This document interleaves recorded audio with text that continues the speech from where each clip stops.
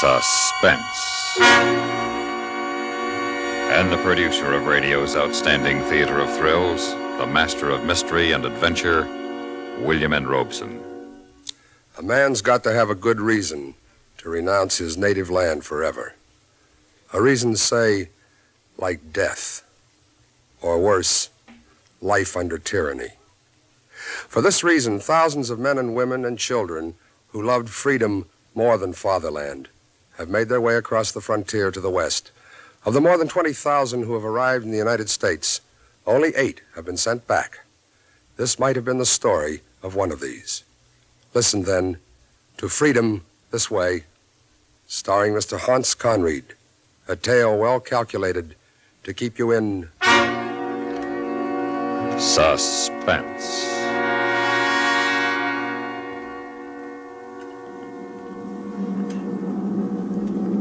Figyelem kérem, ha kinéznek a jobb oldali ablakon, a kivilágított Look out the nőket right side látják. of the plane, the stewardess is saying. Megérkezünk 15 You will perc see the múlva a lights Maguire of New repülőtérre. York.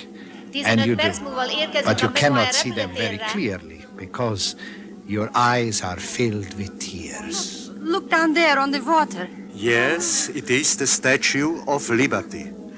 The Statue of Liberty. Mama, is that maybe heaven down there? Yes.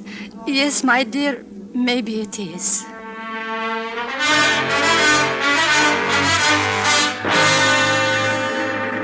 Mi most a Maguire repülőtérre vagyunk, New Jersey-ben. No, Kérem, she's telling you maradjanak you a are landing helyükön, at the amíg a Maguire neveket Air Force hallják. Base in New Kérem, Jersey, maradjanak a helyükön, in amíg a neveket felhívják. America. Most Stay in kapják your be a seat, she biztonsági says, until your name is called. And that is all right. You can wait a little longer now that you are safe. You can sit and wait and listen to the band outside, welcoming you with the music that reminds you of home. Hello, Hajos. You don't hear the officer the first time as you lean back in that seat, wrapped in the warm mantle of security. Hello, Hajos. Oh, yes, sir. You, Bella Hajos? Yes, sir. Come with me. Alone. Oh, but, sir, I'm... You understand English, don't you? Yes, sir. I said, come with me. Alone.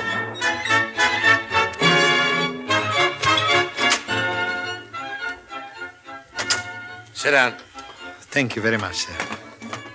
Before you left Vienna, you filled out certain forms, did you not? Oh, yes, sir. And signed them? Yes, sir. Is this one of the forms you filled out? Yeah? And this is your signature? Bella Hajos? Yes, sir. But it's not your name. Is it? Is it? No.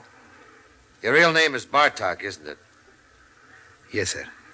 Gezer Bartok. Do you know that the penalty for giving false information to the United States immigration authorities is immediate deportation to the country of your Oh, origin? no, sir. No, I can't go back. You should have thought of that when you falsified your entry Yeah, papers. but I couldn't help it, sir. I had to. Why did you have to? Will you believe me if I tell you, sir? I'll try to. You people are welcome here, or we wouldn't have brought you here, but you've got to play the game according to the rules. I know, sir. It was wrong of me, I suppose, but there was nothing else I could do. It's difficult to explain. How shall I put it? We were free, you see. For 5 days, we were free. I was one of the ones who took over Radio Budapest on 23rd October. We renamed it Radio Free Budapest, and we broadcast truth instead of lies, but not for long. 2 days after the Russians returned, while the Hungarian freedom fighters were selling each street corner with their lives, I made the last broadcast. Ez a Budapest Szabadság Rádió. The Red Army tanks are advancing rapidly now. We haven't got enough guns or enough ammunition. But we will hold out to the last drop of blood. Isten valatek! Goodbye, friends. God save our souls. The Russians are too eager.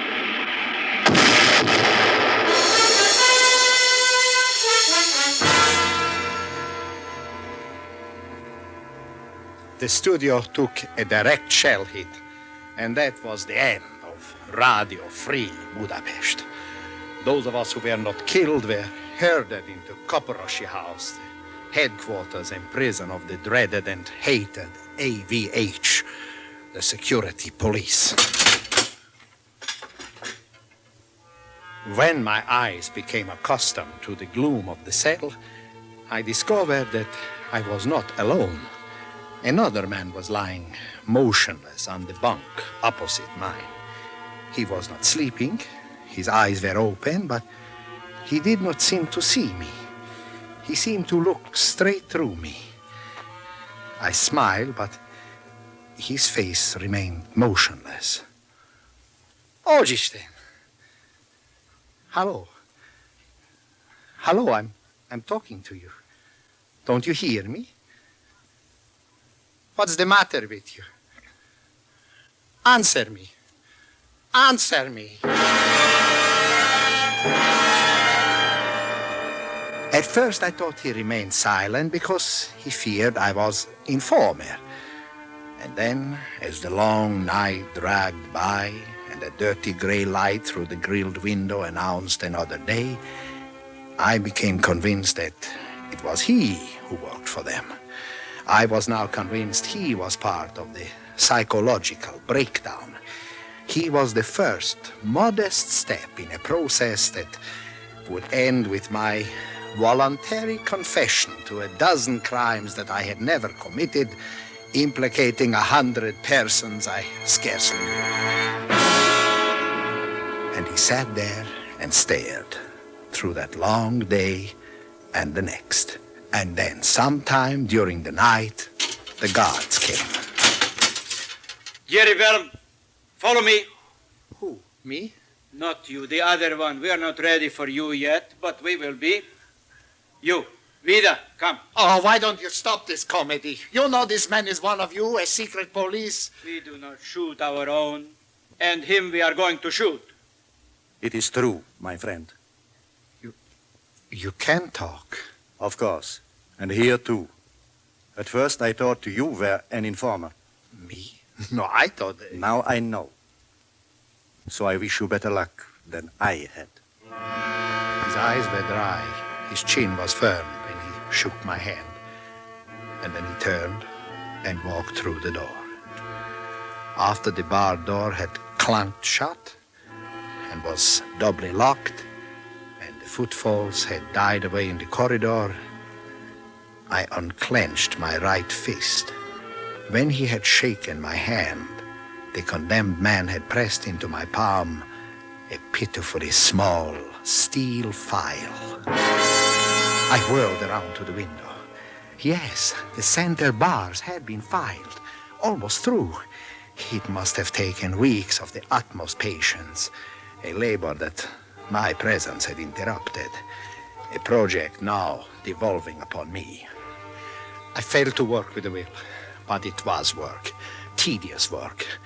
The fingers aching as they sought to grip the tiny file, the arms bone-weary from the short, small strokes, but work that went ahead, all through the rest of that night and the next, until all was in readiness.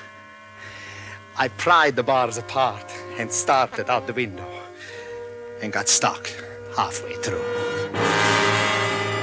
I struggled and turned, tearing my clothes, tearing my flesh, and finally breaking loose from the iron vise, I lost my balance and tumbled into the yard below, full in the blinding circle of the prison searchlight.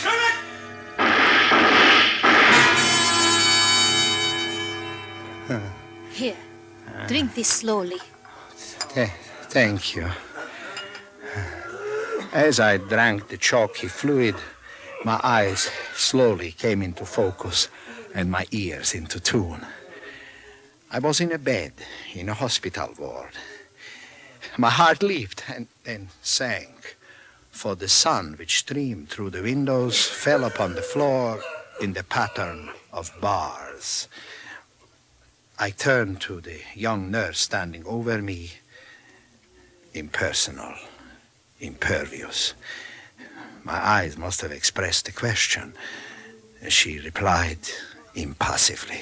You did not get far. You are still in Koporoshi house. I was not lucky enough to be shot. You will be when you have recovered. Why? Why did they not... Quiet. You must be quiet. The doctor will be here in a minute. She nodded toward the door, and as I looked in that direction, the doctor entered. My heart stopped for an instant, and then raced. It was Fökete Damon. I knew him. He was one of us.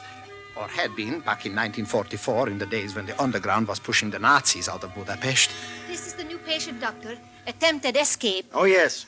I was told about this one. Doctor. One of the freedom fighters, eh?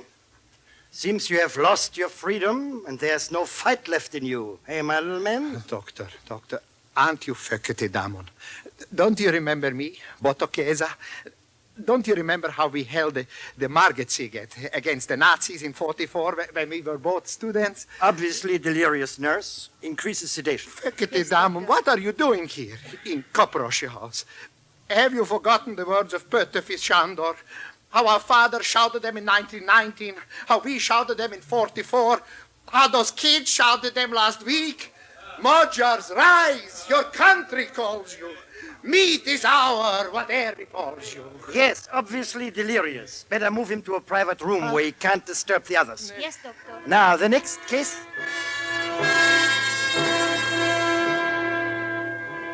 It was not long before I learned why the renegade Dr. Fökete had moved me to a private room.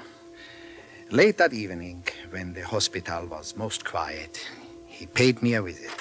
Well, how's a little freedom fighter tonight? I don't need your care nor your insults, Dr. Turncoat Fökete. It was quite a show you put on in the ward this afternoon, Geza Bartok, but scarcely the time nor the place. No, you did remember me then, huh? Keep your voice down. You didn't expect me to recognize you in that crowded ward, did you? No, of course not. It was foolish of me, but to find you working for them... I know. No, why, Dr. Fökete, why? Are you married, Geza? No, a revolutionary cannot afford the luxury of family life. And a family man cannot afford the luxury of revolution. Oh, you excuse yourself with sentimental rubbish. You will think differently when you become a husband and a father. Which is as likely as my ever escaping from Koporoshi house. Others have. How? With my assistance. Oh, doctor, forgive me. I did not realize that. There are more ways of serving than shouting patriotic verses at the top of your lungs. Yes, of course there are. Now, first of all, we must make you ill. Make me ill? Listen, I feel bad enough as it is. Yes, but your sprains and contusions aren't enough to keep you in the hospital more than a few days. And we may need more time than that. For what? How will you get me out? I haven't the slightest idea at the moment. In matters of this sort, we improvise as we go along. Dr. Fökete was true to his word. The following morning, the nurse Anna gave me an injection. And by that afternoon, I was sicker than I ever remembered. Time stopped. Days and nights ran together in nauseous delirium, marked only by the periodic hypodermic injection.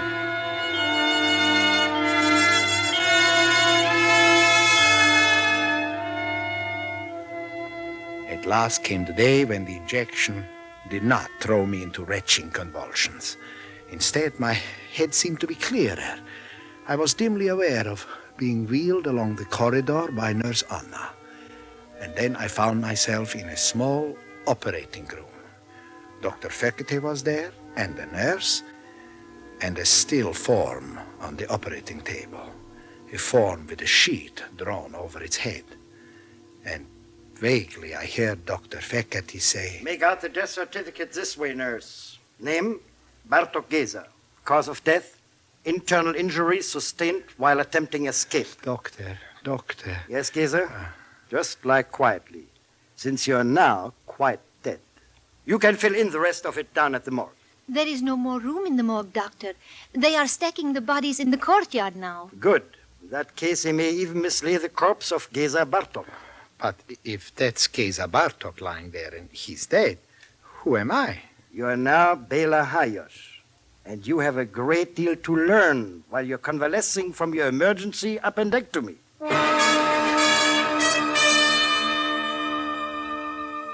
It seemed too good to be true. There must be a flaw somewhere.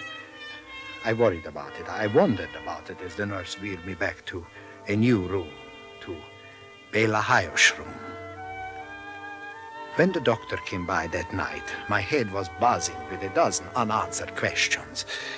But, doctor, if I couldn't hope to get out of Koproshi House, how can you be so sure that Bela Hayos will be released? Bela Hayos was picked up along with 100 other suspects 2 days before the rebellion began.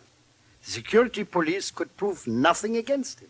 Then why wasn't he freed when we took over the city? He was in the prison hospital with acute appendicitis, too sick to be moved. He was still there when the Russians returned, certain proof that he had nothing to do with the rebellion. He will be released as soon as your appendectomy is healed. You are sure? I guarantee it.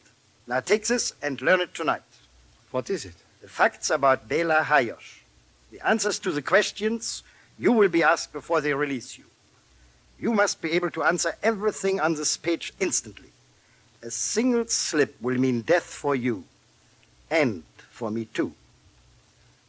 Why are you doing this, doctor? Call it patriotism or guilty conscience.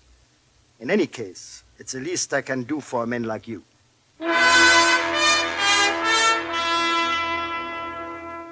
I spent the rest of the night reading and rereading about the man I had become, concentrating fiercely to absorb every tiny detail. Then, a few moments before the nurse arrived on her morning round, I followed the doctor's orders, tore the piece of paper into 100 pieces, and swallowed them. And that night, Dr. Fekete began rehearsing me. Name? Hayos Bela. Date of birth? 7 July 1920. Place of birth? Modjerovar. Military service? Under Lieutenant 14th Hussars, wounded twice, awarded Grand Cross.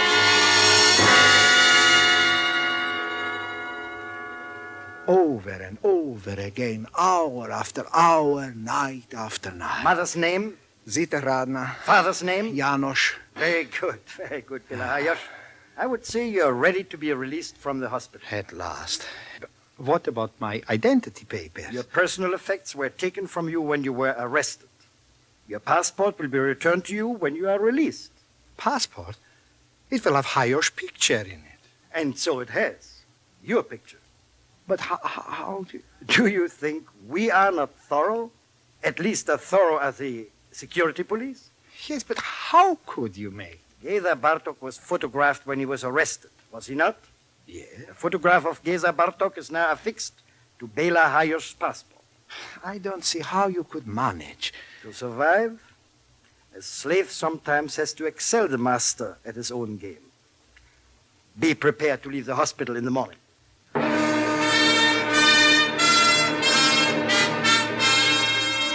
When I appeared next morning before the interrogating officer, all hope left me. He was not of the Hungarian security police. He was a Russian, a captain in the Soviet intelligence service. Apparently, the Russians were taking no chances on another slip-up in this satellite. On the desk before him was spread the dossier of Bela Hayos. And the play for which Dr. Fekete had so well rehearsed me began. Name? Hayos Bela. Born when? 7 July 1920. Where? Modjerova. Mother's name? Zita Radna. Father's name?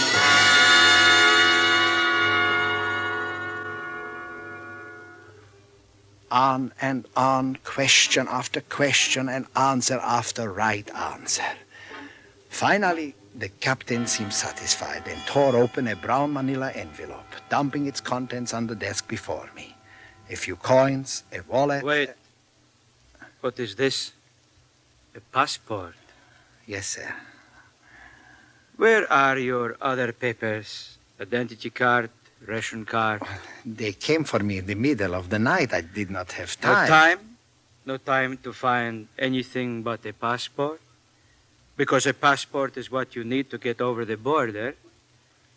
Why did you want to leave the country? I didn't want to leave the You need a country. passport to cross the Danube from Buda to Pest? No, but the passport has always been sufficient. You wanted to leave the country. Why? Why? But I didn't. You lie.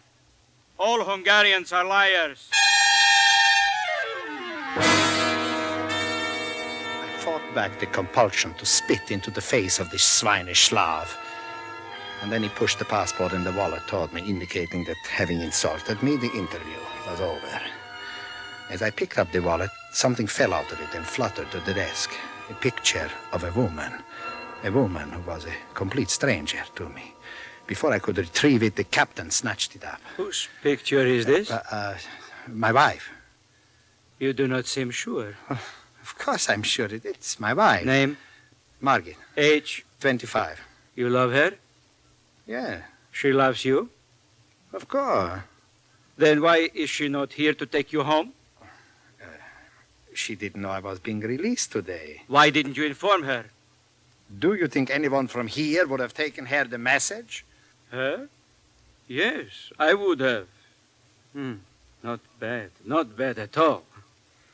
Undoubtedly one of the heroic women of Budapest.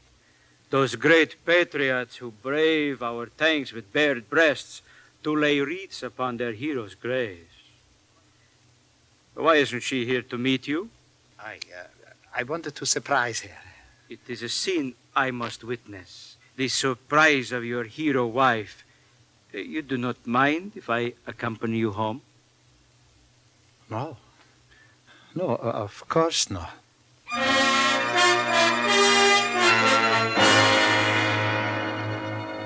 I knew the game was up, but I was determined to play it through to the last move.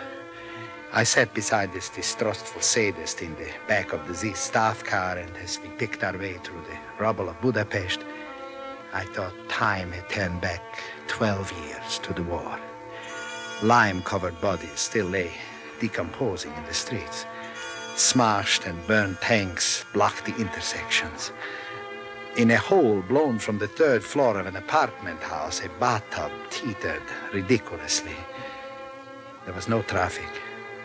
Budapest seemed uninhabited. For that day, all Hungary had gone on a general strike of protest. At last, our silent journey ended at 19 Molnarsjud, my home. I mean, Béla Hajós's home. What are you waiting for? I'm afraid. Of what? My wife, when she sees you in that uniform, I'm afraid she will be frightened. A Hungarian woman frightened? I thought nothing frightened a Hungarian woman. Get out. Please, let me go in alone. Yet. Just for time to explain. Yet, to explaining, I will explain.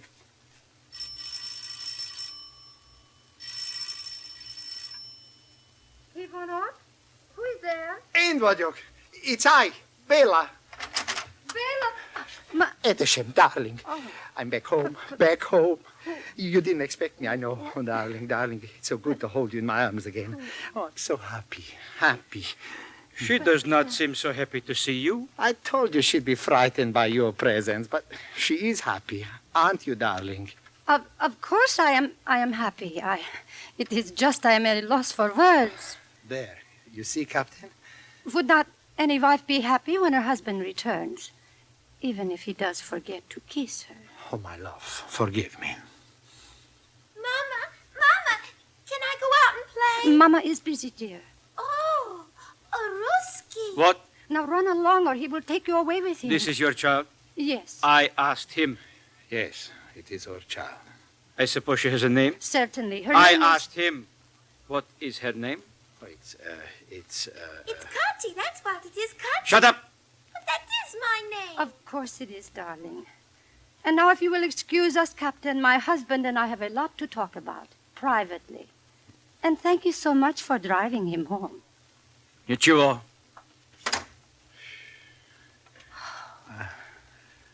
I owe you an explanation. No, you do not. And I owe Kati my thanks for not giving me away. Kati's father taught her not to ask questions in front of strangers. When did my husband die? A week ago. I knew he wouldn't be back. This time I knew he wouldn't be back. You must be hungry. May I get you something to eat? Oh, please don't bother. It is never a bother to feed a hungry man.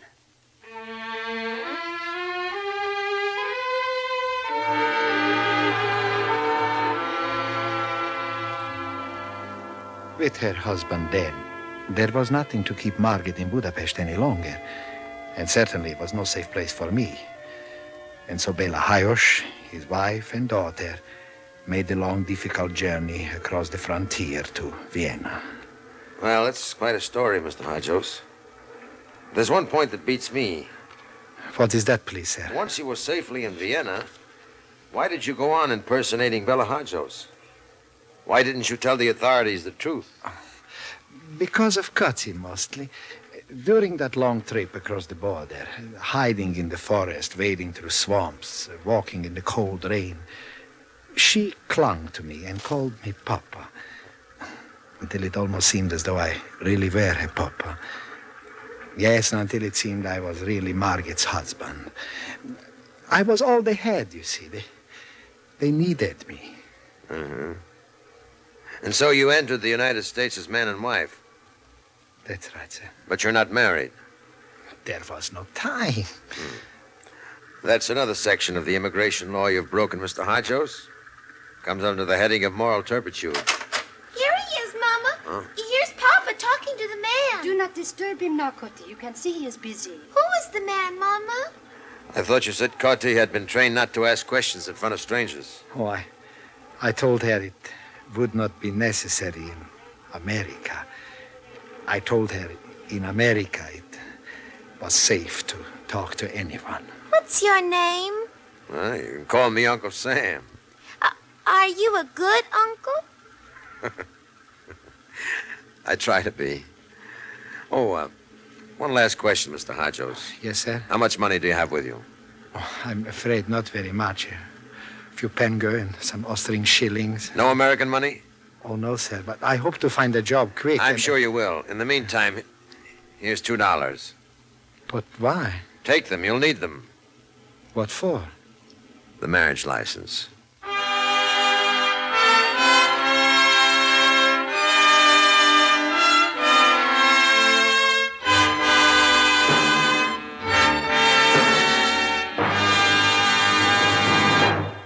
Suspense, in which Hans Conried starred in Freedom This Way, produced and directed by William and Robson, and written by Erno Verabes, Max Colpay, and Mr. Robson. Listen. Listen again next week when we return with Miss Margaret Whiting starring in Frankie and Johnny, another tale well calculated to keep you in suspense. This is the United States Armed Forces Radio and Television Service.